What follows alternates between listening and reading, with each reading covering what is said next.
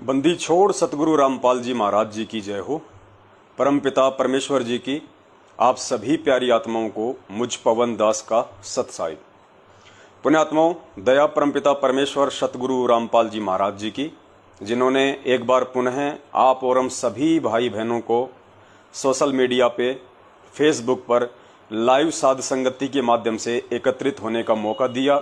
ये उस बंदी छोड़ की इस कलयुग की बिचली पीढ़ी में आप और हम सभी आत्माओं पे विशेष रूप से उनकी दया है, उनकी मेहर है, उनकी कृपा है। और हम सभी चाहेंगे कि परमेश्वर अपनी ये दया हम पे सदा ही बनाए रखें, क्योंकि बिना उस परमेश्वर की मेहर और दया के हमारा बेड़ा पार होना बड़ा ही मुश्किल है। तो हमने हर स्थिति में उस परमेश्वर का अनुग्रह प्राप्त करना चाहिए, और परमेश्वर का अनुग्रह प्राप्त करने के लिए हमने उसके कृपा पात्र बने रहना बहुत ज़्यादा आवश्यक है। और उनके कृपा पात्र इस कलयुग की बिचली पीढ़ी में किसी की चापलूसी करके, किसी की चप्पल चाट के, किसी के तलवे चाट के, दो की चार करके, निंदा चुगली करके बिल्कुल नहीं कर सकते हैं। उसके लिए हमने उनके द्वारा बताए गए तत्व ज्ञान को आधार बनाना पड़ेगा। उस तत्व ज्ञान के आधार से ही परमेश्वर हमारे को सतलोक का रास्ता दिखा सकते हैं। यदि हमने गलती से, अनजाने में, नासमझी में उस पूर्ण परमेश्वर का जो कलयुगी परिवार होता है, जो इस कलयुग की बिचली पीढ़ी में परमात्मा एक भूमिका करते हैं, एक पिता की, बाप की, बेटे की, रिश्तेदारों की, ज्ञान आधार से हमें अपनी परख करवाने के लिए कि मेरे बच्चे मुझे पहचानेंगे या नहीं पहचानेंगे, या मैं किसी कमल के फूल पे प्रकट होऊंगा तभी लोग मुझे कबीर परमात्मा मानेंगे, या मेरे बच्चे मेरी समर्थता से परिचित हैं कि परमेश्वर जो चाहे सो कर सकता है, भरम पड़ो मत कोई, सेऊ धड़ पर शीश चढ़ाया पाछे करो रसोई।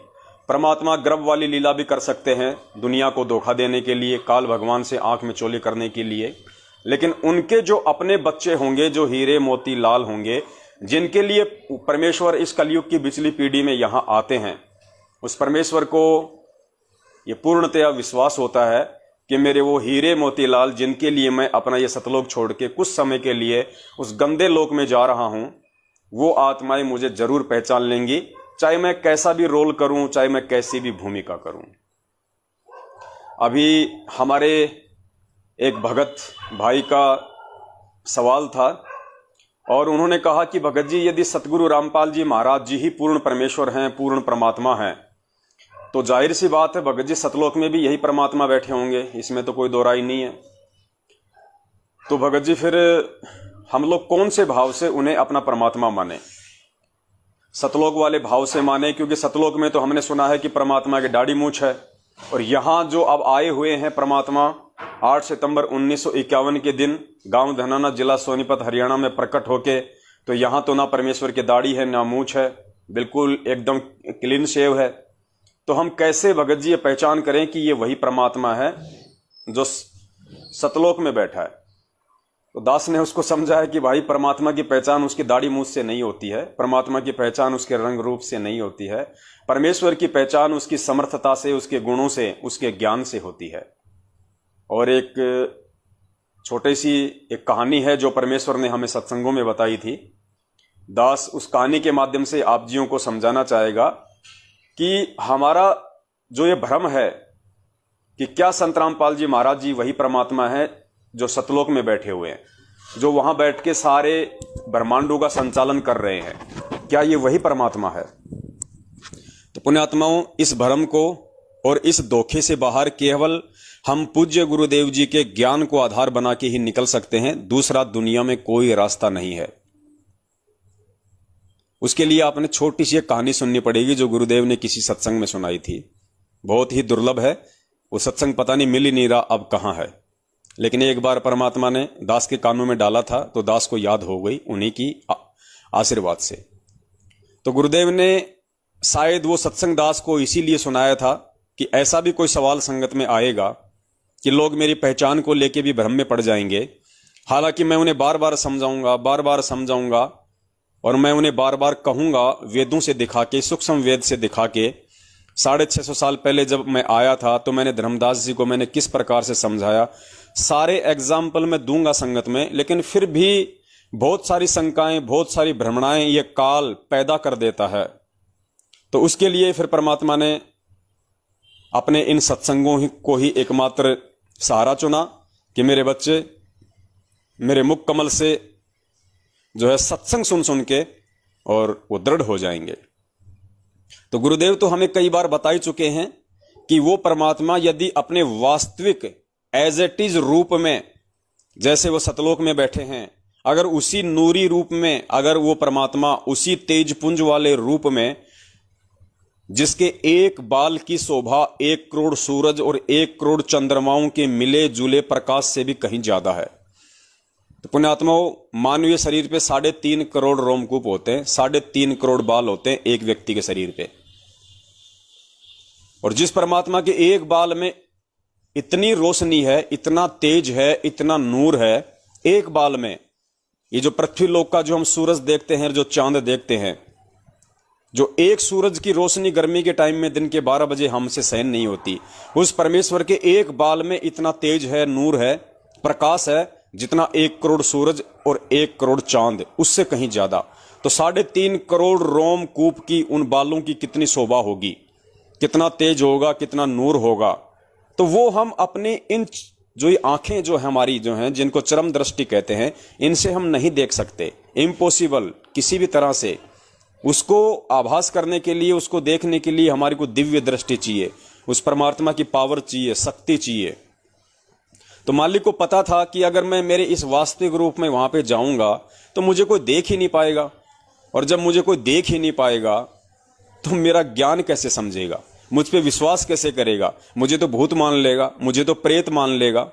क्योंकि काल ने ऐसी भ्रमणाएं फैलाई रखी हैं, दुनिया भर के लोगों में प्रेत आते रहते हैं, भूत आते रहते हैं, पित्र आते रहते हैं, ऐसे ही डांस करवाते हैं, तो सोच लेंगे कि ये भी कोई भूत है, कोई प्रेत है।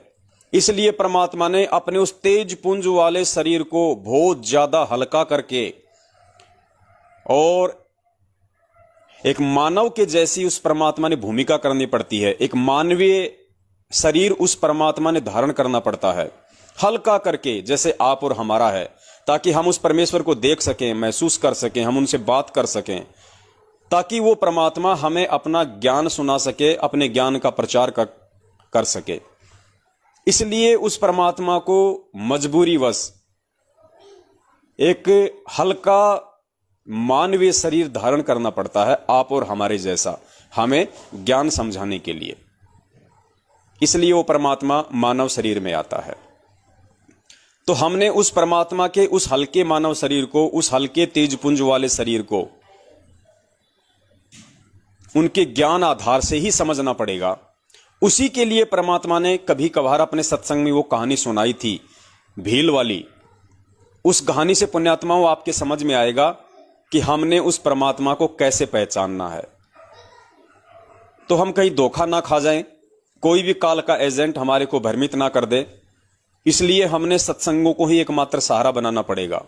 सत्संगों के अलावा कोई भी चीज इस दुनिया में हमारा सद्मार्ग नहीं कर सकती, बाकी हमें भटकाएंगे, भ्रमित करेंगे। केवल परमात्मा का सत्संग ही एकमात्र सहारा है, आज वर्तमान में भी और उनके सतलोक गमन के बाद भी। तो हमने हर स्थिति में परमात्मा के सत्संगों को ही आधार बनाना है। कोई व्यक्ति यदि उस परमेश्वर के आड़ में या उस परमेश्वर का नाम लेके आपको कोई आदेश देता है, कोई फरमान सुनाता है या कोई बातें बताता है, तो सुनने में कोई हर्ज नहीं है, क्योंकि परमेश्वर की चर्चा है, सबको सुननी चाहिए। परमेश्वर की चर्चा सुनने से भी पुण्य प्राप्त होता है। गुरुदेव कहते हैं, एक ने कही दूजे ने मानी, कहे कबीर वो दोनों ज्ञानी। लेकिन ऐसे नहीं मान लेना, जैसे वो बता रहा है वैसे ही मान लिया। उसकी कही गई बातों को यदि हमने गुरुदेव के सत्संग सुने होंगे और यदि हमने ध्यान से गुरुदेव के सत्संग सुने होंगे, तो सामने वाला व्यक्ति जो गुरुदेव के विषय में बातचीत कर रहा है, ऑटोमेटिक हमारा जो सिस्टम है, ऑटोमेटिक उन चीजों का नीर और खीर का निबेरा करता रहेगा, उसको फिल्टर करता रहेगा कि जो जो शब्द ये निकाल रहा है उसमें से कितना सही है, कितना गलत है। यही तत्व ज्ञान होता है, यही नीर खीर का निबेरा होता है। ऐसा नहीं है कि मैं घर पे जाके देखूंगा कि क्या सही है, क्या गलत है, गुरुजी ने इस पुस्तक में कहां लिखा हुआ, वो नहीं। इसका मतलब उस आदमी ने अभी सत्संग नहीं सुने, और सुने हैं तो इस कान से सुने, इस कान से निकाल दिए। वरना जिस भगत ने ध्यान से परमेश्वर के सत्संगों को श्रवण किया होगा, सुना होगा, और उसके सामने यदि कोई चर्चा चलेगी, ऑटोमेटिक फिल्ट्रेशन होता रहेगा। वो उधर से शब्द निकालेगा, इधर से परमेश्वर फिल्टर करता रहेगा उस भगत के माध्यम से कि ये कितना सही बोल रहा है, कितना गलत बोल रहा है, तुरंत आप उसको बीच में टोक दोगे। तो परमेश्वर ने इसीलिए वो भील वाली कहानी सुनाई थी कि मेरे बच्चे, जब मैं इस पृथ्वी लोक पे उनको ज्ञान देने के लिए प्रकट होऊंगा अपने तेज पुंज वाले शरीर को हल्का करके, तो मेरे बच्चे मुझे पहचान लेंगे।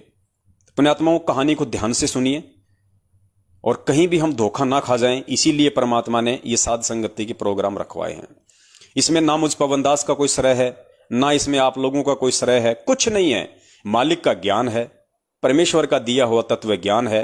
हम उस परमेश्वर के बच्चे हैं, तो बच्चा तो बाप की ही महिमा का गुणगान करेगा। बच्चा किसी पड़ोसी की महिमा का गुणगान थोड़े करेगा, फिर वो उस बाप का बेटा कहां हुआ? वो तो पड़ोसी का गुलाम हो गया, चापलूस हो गया। तो हमारे बाप के सत्संग हमारे बाप ने हमारे लिए किए, हमारे लिए हमारा बाप आया, तो हमारी क्या जिम्मेदारी बनती है? हमारे बाप के किए गए सत्संगों को, ज्ञान को आगे प्रचार करना, लोगों को समझाना, दुनिया वालों को बताना, ये आप और हमारी अहम जिम्मेदारी बनती है। अब वो जिम्मेदारी आप चाहे ज्ञान प्रचार के माध्यम से निभाओ, चाहे आप साध संगति के माध्यम से निभाओ, किसी भी तरीके से आप निभाओ। तो पुण्यात्माओं, ध्यान से सुनिए वो भील वाली कहानी, उससे आपका एक कंसेप्ट क्लियर हो जाएगा कि किस प्रकार वो परमात्मा अपने तेज पुंज वाले शरीर को हल्का करके आज हमारे सामने 8 सितंबर 1951 से गांव धनाना, जिला सोनीपत, हरियाणा की पावन भूमि पे प्रकट हुए हैं।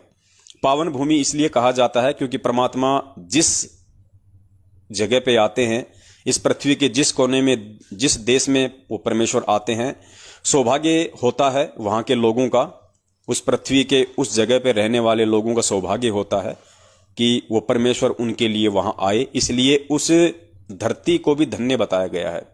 धन जननी धन भूमि धन, धन नगरी धन देश, ये परमेश्वर की वाणी है, आदरणीय गरीबदास जी महाराज जी की।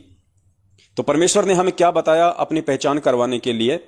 गुरुदेव ने बताया कि एक समय एक राजा था, बहुत ही ज्यादा संपन्न राजा था। राजा का एक बेटा था, लगभग 9 या 10 वर्ष का, और राजा का बेटा अपने साथियों के साथ में खेलने के लिए बाहर चला जाया करता था।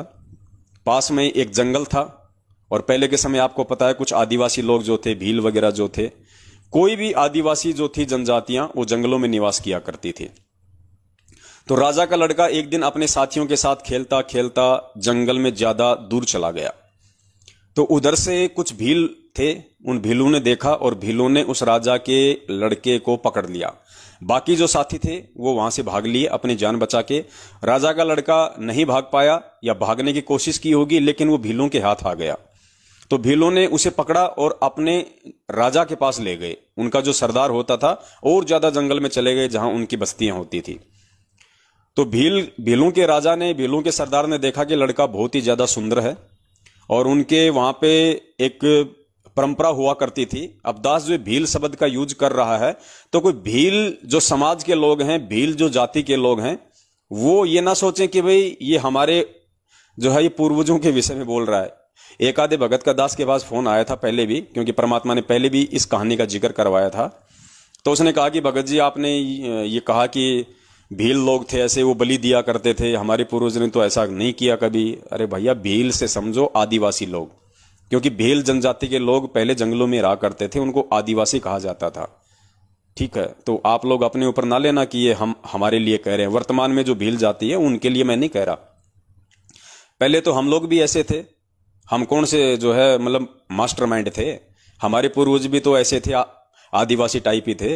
ये तो धीरे धीरे परमेश्वर ने दया की, इस कलयुग में टेक्नोलॉजी दी, शिक्षा दी, तो लोगों को थोड़ा बहुत कोई स्तर सुधरा है, वरना सभी आदिवासी थे। हम आदिवासी ही थे। हम चाहे कितने ज्यादा टेक्नोलॉजी युक्त बन जाएं, कि हमने कितने हेलीकॉप्टर बना लिए, एरोप्लेन बना लिए, अगर हमारे को उस परमेश्वर के विषय में ज्ञान नहीं है तो पूरी दुनिया आदिवासी है। 21वीं सदी की टेक्नोलॉजी युक्त दुनिया भी तब तक आदिवासी है जब तक उसको परमेश्वर के विषय में जानकारी नहीं होगी।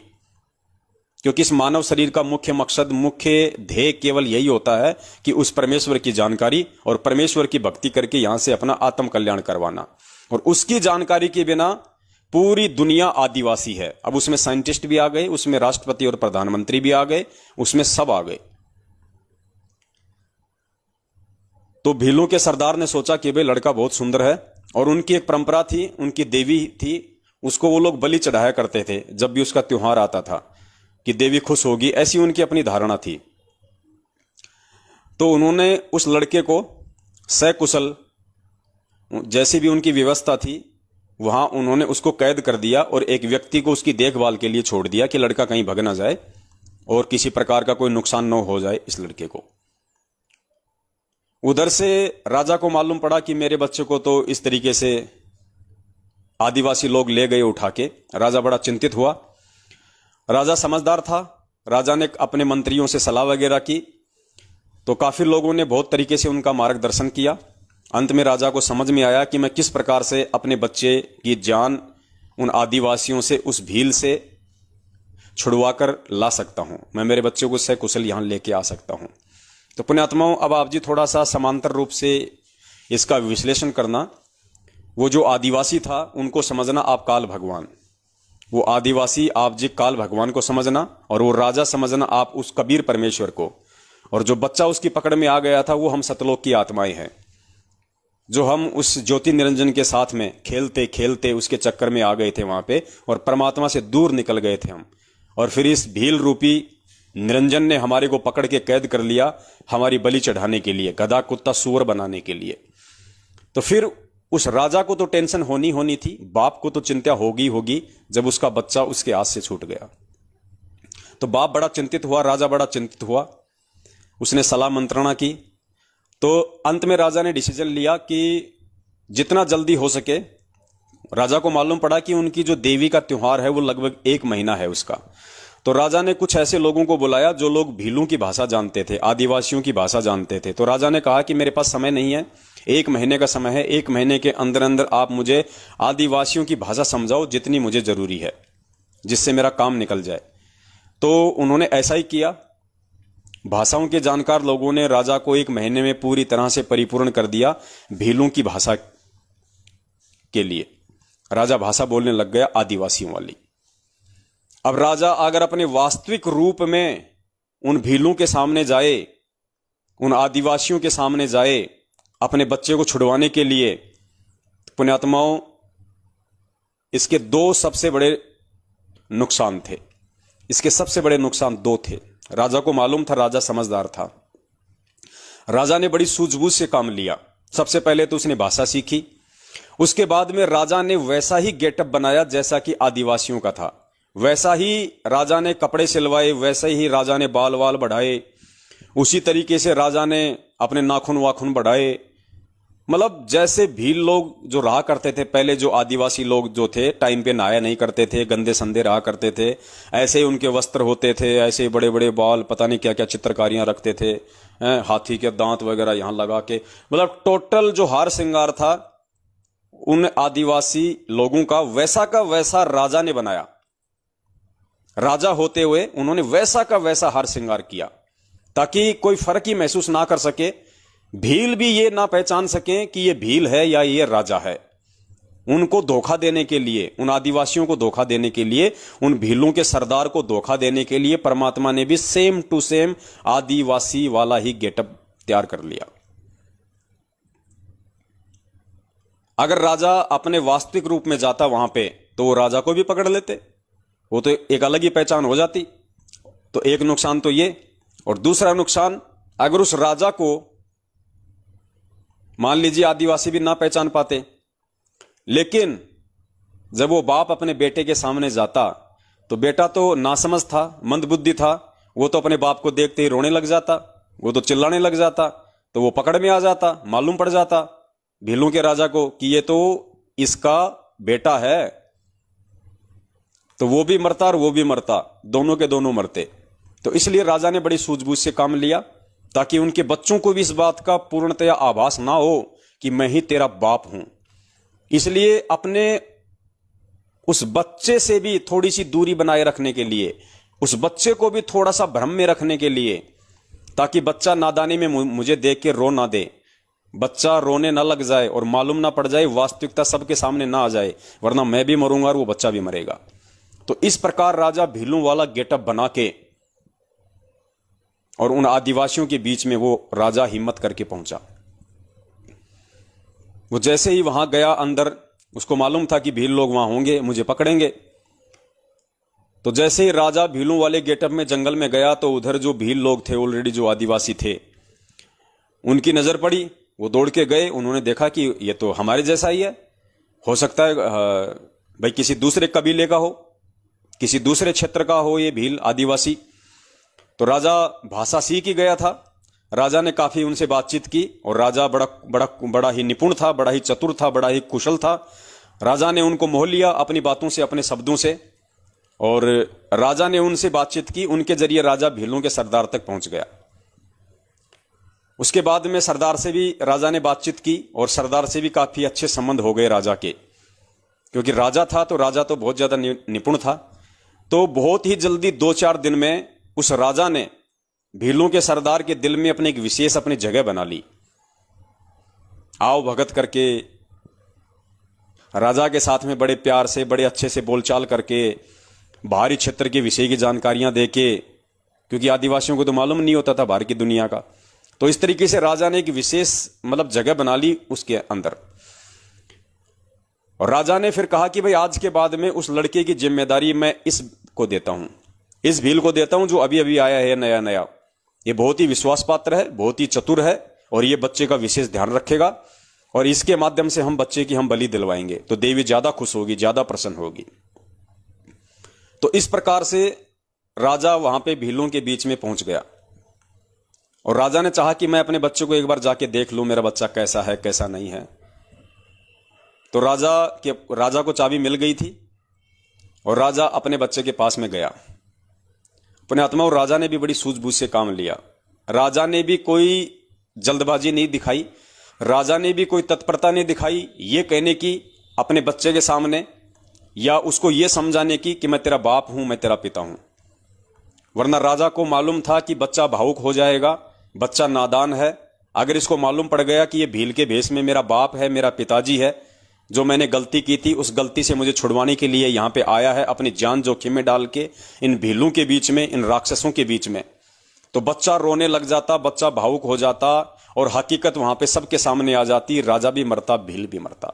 इस प्रकार राजा ने अपनी स्थिति को सही सही रूप से बच्चे के सामने नहीं रखा, अपनी आइडेंटिटी राजा ने अपने बच्चे के सामने नहीं रखी। ये उसकी मजबूरी थी। लेकिन उस बच्चे को समझाने के लिए, क्योंकि जैसा राजा कहेगा वैसा ही तो बच्चा करेगा, तभी तो वहां से वो दोनों निकल पाते। अगर राजा के कहे अनुसार अगर वो बच्चा अपनी क्रिया नहीं करेगा तो वो वहां से नहीं निकल सकता था। तो राजा ने बड़ी सूझबूझ से काम लिया। राजा ने उस बच्चे से कहा कि बेटा देख, तू मुझे इन बाकी भीलों की तरह भील मत समझ लेना, कहीं तू भी ये समझे कि मैं भी इनकी तरह जो निर्दयी हूं या मैं भी तेरे को मारना चाहता हूं। बेटा ऐसा नहीं है, बेटा मैं हूं तो भील, हूं तो मैं आदिवासी, लेकिन बेटा मैं तेरे पिताजी को जानता हूं और मुझे तेरे पिताजी ने ही यहां पे भेजा है, बहुत ही सूझबूझ से तेरे को यहां से बाहर निकालने के लिए। और देख, किसी से कुछ नहीं कहना, कोई जिक्र मत करना, और अगर तुझे यहां से बाहर निकलना है, तुझे अगर यहां से जाना है, तो बेटा मेरी प्रत्येक बात को मानना, मैं जैसा कहूं तुझे वैसा ही करना है, दूसरे किसी की बात पे यकीन नहीं करना, तो हम दोनों यहां से सकुशल बाहर निकल सकते हैं। मेरी एक योजना है, वो योजना मैं तेरे को बता रहा हूं। तो बेटे ने कहा कि जी ठीक है, अगर आपकी यही योजना है और आप चाहते हो कि मैं यहां से बाहर निकलूं, और आप मेरे पिताजी के भी जानकार हो, आप उनको जानते हो और मेरे पिताजी ने ही आपको यहां भेजा है, तो जी कोई दिक्कत नहीं, जैसा आप कहोगे मैं वैसा ही करूंगा। मैं किसी और की बातों में नहीं आऊंगा। कोई चाहे मुझे कितना ही भ्रमित करे, कोई चाहे मुझे कितने पीले पर्चे डाले, कोई चाहे मुझे कितनी फर्जी ऑडियो सुनाए, मैं जब तक आपके मुख कमल से नहीं सुन लूंगा, आपके आमने सामने बात नहीं सुन लूंगा, तब तक मैं किसी पे यकीन नहीं करूंगा। कोई आपकी ऑडियो रिकॉर्ड करके मुझे सुना दे तो भी मैं किसी पे यकीन नहीं करूंगा। बच्चा इतना समझदार था, और इतना समझदार होगा तभी वो वहां से निकल सकता था। और उस राजा ने बच्चे को वास्तविकता नहीं बताई कि मैं ही तेरा बाप हूं, और ना ही अपना रूप भील वाला उतार के उसको दिखाया, वरना बच्चा नादान था, राजा को पता था सारा खेल बिगड़ जाएगा। इसलिए उसने छुपाया अपने आप को, और उसने पूरी उस जो प्लानिंग थी उस राजा ने उस बच्चे को बताई कि बेटा अभी इनका त्योहार आएगा 3 दिन बाद में, और त्योहार से 1 दिन पहले ये लोग जश्न मनाते हैं, खाते हैं, पीते हैं, शराब पीते हैं। तो बेटा मैं ऐसा करूंगा, उस रात को ये मेरे पे विश्वास करने लग गए ये मुझे पहचान नहीं रहे कि मैं तेरा बाप हूं। ये धोखे में है, ये भील का राजा, ये भीलों का राजा धोखे में है। मैं इसको धोखा दे के आया हूं, गेटअप चेंज करके आया हूं। इसको नहीं पता मेरी स्थिति के बारे में, मैं कौन हूं। ये मुझे अपने जैसा ही समझ रहा है, ये धोखे में है। तो बेटा एक काम करना, इनका त्योहार आ रहा है परसों, और कल रात को जब ये जश्न मनाएंगे, तुम ये जो शराब पिएंगे, जो लड्डू खाएंगे, तो मैंने बेटा उन लड्डुओं में भांग मिला दी है। भांग, नशे की दवाई डाल दी मैंने उनमें, जो मैं लेके आया था। और रात को ये सारे के सारे जो है ये बेहोश हो जाएंगे। किसी को कुछ नहीं पता चलेगा ये कौन कहां सो रहा है, कहां क्या पड़ा है। और तू बिल्कुल चौकन्ना रहना, तू सो मत जाना उस दिन, कहीं तू सो जाए फिर मैं चिल्लाऊं तेरे को जगाने के लिए। और मैं चुपचाप से आऊंगा तेरे पास में, और मैं चाबियां खोलूंगा, और बिना किसी आवाज के चुपचाप जैसा मैं संकेत करूं वैसे वैसे मेरे पीछे पीछे चलते रहना। दौड़ने के लिए कहूं तो दौड़ लगा देना, चुप रहने के लिए कहूं तो चुप रहना। जी ठीक है, क्योंकि बच्चे को भी असल में वहां से बाहर निकलना था। उसको भी मालूम पड़ चुका था कि मैंने बहुत बड़ी गलती कर दी है इन भीलों के हाथ लग के। और जो सुख, जो भोजन, जो इज्जत जो मुझे वहां मिला करता था मेरे पिताजी के वहां पे राजमहल में, वो मुझे यहां नहीं है। यहां मुझे काली कोठरी में डाल दिया। मुझे बात बात पे डराते हैं, धमकाते हैं, तेरी वैक्सीन लगाएंगे, तेरे ये करेंगे। कोई भी आता है मुझे गालियां निकाल देता है, कोई भी आता है मुझे समय पे खाने को नहीं देते, कोई भी आता है मेरी पिटाई कर देता है, तुझे मारेंगे, तुझे काटेंगे। तो बच्चा भी डरा हुआ था। बच्चे को भी मालूम पड़ गया कि तेरे बाप के घर में क्या सुख थे, और यहां इस भील के हाथ लगने के बाद तेरे साथ क्या हो रहा है। तो बच्चे ने वैसा ही किया। और जैसे उनका त्योहार आया, उस दिन उस राजा ने अपनी प्लानिंग के तहत उनके लड्डुओं में भांग मिला दी। जो शराब थी उसमें कुछ ऐसी चीज मिला दी जिससे कि सब पिए, सब बेहोश हो जाएं। तो घंटे 2 घंटे बाद में सबको नींद के लटके आने लग गए, सब बेहोश हो गए, सब गिर गए। राजा तुरंत गया, राजा ने चाबी खोली, बच्चे को बाहर निकाला, तुरंत बच्चे का हाथ पकड़ के और उसको वहां से ले गया, और कहा कि बेटा रुकना नहीं 2-3 घंटे, जब तक हमारा जंगल का सफर पूरा नहीं हो जाता तब तक बेटा रुकना नहीं है, चुपचाप रहना, किसी को कुछ मत बताना। यानी जब तक बाप हमारे को त्रिकुटी तक नहीं ले गया, जब तक बाप हमारे को भंवर गुफा तक नहीं ले गया, जब तक बाप ने 12वां द्वार पार नहीं कर दिया, तब तक भी उस भील ने जब तक जंगल पार नहीं कर दिया पूरा, और जब तक वो राजा अपनी सीमा में नहीं घुस गया, तब तक उस राजा ने उस बच्चे को कुछ भी नहीं बताया कि मैं कौन हूं। कुछ नहीं बताया उसने। वो बच्चा यही भ्रम में था कि ये मेरे पिता का जानकार है और मेरे पिताजी ने इसको भेजा है, ये भील है। और जैसे ही राजा अपनी सीमा में राजा ने प्रवेश किया, राजा की पूर्व निर्धारित योजना थी, वहां पे राजा के सैनिक, राजा के जो सेनापति थे वो खड़े थे लेके हथियार। और जैसे ही वहां गए, तुरंत वहां पे राजा को घोड़ा दे दिया गया। राजा ने आगे घोड़े पे अपने उस बेटे को बैठाया, और राजा ने वो बच्चा लाके अपनी रानी को दे दिया महल में। और जैसे रानी ने अपने बच्चे को देखा, रानी फूट फूट के रोने लगी, अपने बच्चे को सीने से लगा के। पुण्यात्माओं, उस समय तक भी उस बच्चे को नहीं पता था, वो तो नादान था बेचारा, भोला था। वो तो मां से लिपट गया और वो रोने लग गया। लेकिन जब बच्चा मां से लिपट के रो रहा था और पास में वो राजा खड़ा था, राजा ने वहीं पे अपना वो गेटअप उतारना शुरू किया उस बच्चे के सामने, और बच्चा देख रहा था। राजा ने अपने वो कपड़े उतारने शुरू किए, अपना मेकअप उतारा, जो काला मुंह कर रखा था वहीं पे पानी से मुंह धोया, टॉवेल से मुंह को पूछा, और राजा ने फिर अपनी वाली पोशाक पहनी। तो बच्चे को सारा माजरा समझ में आ गया, बच्चे को टोटल कहानी समझ में आ गई। बच्चा अपने बाप से लग के रोने लग गया, चिल्लाने लग गया। बच्चा सुबक सुबक के रोने लगा, बच्चा अपने बाप से लिपट के, और कहने लगा कि पिताजी आप थे, मैं तो आपको बिल्कुल भी नहीं पहचान पाया। आप इतने दिन वहां रहे मेरे साथ में, आपने अपना भेद नहीं बताया मुझे, आप केवल संकेत करते रहे कि मुझे तो तेरे पिताजी ने भेजा है, मैं तो तेरे पिताजी का जानकार हूं, और मैं तो तेरे पिताजी के आदेश से तेरे को लेने आया हूं। आपने मुझे कुछ नहीं बताया, और मैं भी नहीं जान पाया आपको कि आप ही मेरे पिताजी हो। और बच्चा फूट फूट के रोने लगा, अपने बाप से लिपट के फूट फूट के जो है वो रोने लगा। पुण्यात्माओं, ये स्थिति है आज वर्तमान में परमपिता परमेश्वर सतगुरु रामपाल जी महाराज जी की। इस प्रकार से वो कबीर परमात्मा आज आप और हमारे लिए इस पृथ्वी लोक पे वो सारे कष्ट, वो सारे दुख उठा रहा है परमात्मा। वो परमात्मा हमारे लिए एक भील बन रहा है, एक आदिवासी बन रहा है परमात्मा। हमारे लिए वो समर्थ राजा इस काल के लोक में आके लोगों की गालियां खा रहा है, लोगों की पिटाई सहन कर रहा है वो परमात्मा।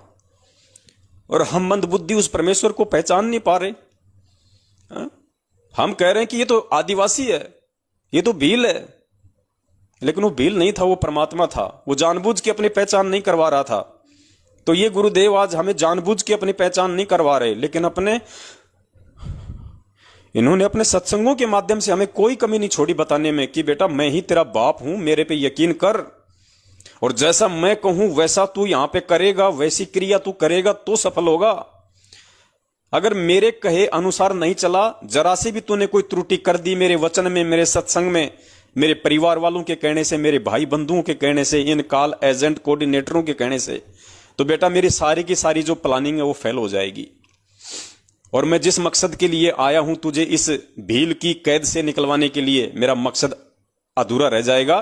तू तो मरेगा सो मरेगा, मेरा भी मिशन फेल हो जाएगा। तो इसलिए पुण्यात्माओं, ये वही कबीर परमात्मा है जो अपने तेज पुंज के शरीर में सतलोक में बैठा हुआ है, और हल्का तेज पुंज का शरीर बना के उस आदिवासी की तरह वो राजा आप और हमें यहां से निकालने के लिए, क्योंकि उस परमेश्वर को हमारी बुद्धि के लेवल का पता है कि हमारे अंदर कितनी बुद्धि है, हम कितने ज्ञानवान हैं।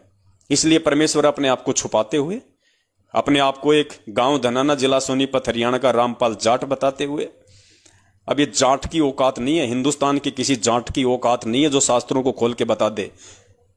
यहां पे तो शास्त्रों के ठेकेदार ये पंडित बने फिरते हैं जो काशी और नालंदा से जो पढ़ पढ़ के आए थे, जो यहां पे चोटी बढ़ा बढ़ा के अपने आप को जो सर्वज्ञानी साबित किए बैठे थे।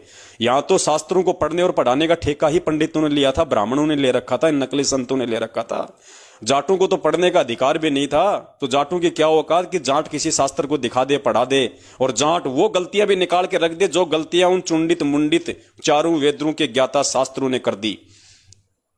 जो श्रीमद् भागवत गीता को लिखने वाले वेदव्यास जी ने भी क्या क्या त्रुटियां कर दी, वो गलतियां भी वो हरियाणा का जाट बता रहा है। तो पुण्यात्माओं समझो, वो आदिवासी नहीं है, वो हरियाणा का जाट, वो किसी इंद्रो माई के पेट से जन्म लेके नहीं आएगा। वो परमेश्वर है, वो परमात्मा है। उसके बहुत सारे रीजन हैं। उसने भील को भी धोखे में रखना है, उसने अपने बच्चे को भी अपनी वास्तविकता सही सही नहीं बतानी है, वरना उसका काम बिगड़ सकता है।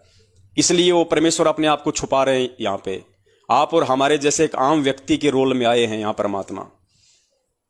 लेकिन पुण्यात्माओं, अब यदि हम नहीं समझेंगे उनके इशारों को, और इशारों को हम उनके उसी समय समझ सकते हैं जब वास्तव में हमें मालूम पड़ जाए कि मैं इस काल की कैद में हूं और मेरे साथ यहां पे बहुत ही ज्यादा ज्यादतियां हुई हैं, गधे कुत्ते सुअर के इसने मुझे जीवन दिए हैं। यानी कहने का मतलब है, उस बच्चे की तरह जब तक हम यहां से निकलना नहीं चाहेंगे तब तक वो बाप भी कुछ नहीं कर सकता। अगर वो बच्चा ही मान लीजिए उन भीलों के साथ में रम जाता, उन भीलों के बच्चों के साथ में खाना खेलना हंसी मजाक करने लग जाता, उन्हीं को अपना घर बना लेता, सोचता मैं तो यही ठीक हूं, मैं वहां नहीं जाऊंगा, यहां तो मेरे यार हैं, मेरे दोस्त हैं, मुझे खाने पीने की कोई दिक्कत नहीं है, वो बच्चा अगर यही मान लेता तो बाप उसको कैसे निकाल के लेके आता। तो पुण्यात्माओं, हमने इन चीजों को अब समझना पड़ेगा। और 8 सितंबर 1951 के दिन जो ये परमेश्वर आप और हम सभी के लिए यहां पे प्रकट हुए हैं, अपने तेज पुंज के शरीर को हल्का करके, अब हमने धोखा नहीं खाना है पुण्यात्माओं। ऐसा कोई सबूत, ऐसा कोई प्रमाण इस परमेश्वर ने दिखाने में कसर नहीं छोड़ी है जो ये साबित ना करता हो कि संत रामपाल जी महाराज जी ही पूर्ण परमात्मा है। और पूर्ण परमात्मा है तो पूर्ण परमात्मा किसी मां के गर्भ से नहीं आएगा। इस चीज को भी हमने अपने दिलो दिमाग में बैठा लेना है। मस्तक लाग रही मारे गुरु चरण की दूर, मस्तक मारे गुरु चरण की दूर, मस्तक जब ये धूल चढ़ी मस्तक पे, जब ये धूल दुविधा हो गई दूर, मारे गुरु चरणा की दूर ईड़ा